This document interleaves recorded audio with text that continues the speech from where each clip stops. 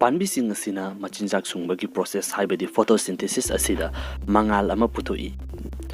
Adubu hairiba mangal asi yamna pikpa oibana aikoi miyobigi mitnadi uba ngamde. Anova video amada Nganba Khumanna mayam pumnamakpo amukana taramnoksari.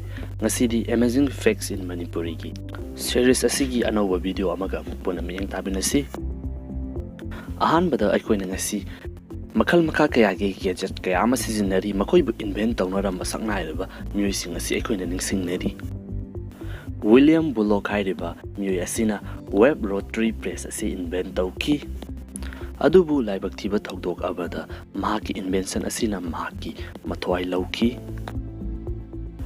Mathang sidi aikoina general knowledge ta laika hairiba hoi asina space ta chatpa ihan hanba jibani haina aikoina tamnai.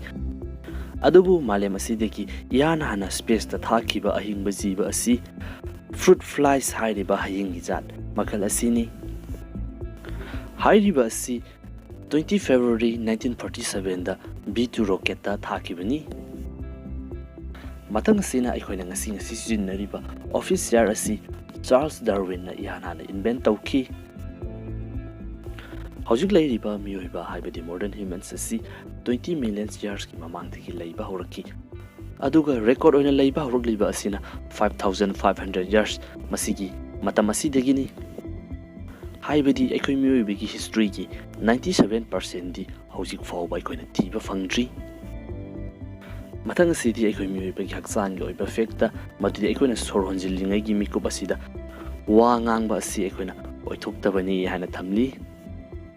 Adom hairiba si try tawbaga yawbikrabara. Okay, next. Starfish hairiba ko ki samudra da fangliba jiba asigi species kharati makogi kaktat kraba makogi am adudagi masa pumba amukana songkhalaktuna mapung faba jiba amukana oirakba ngammi.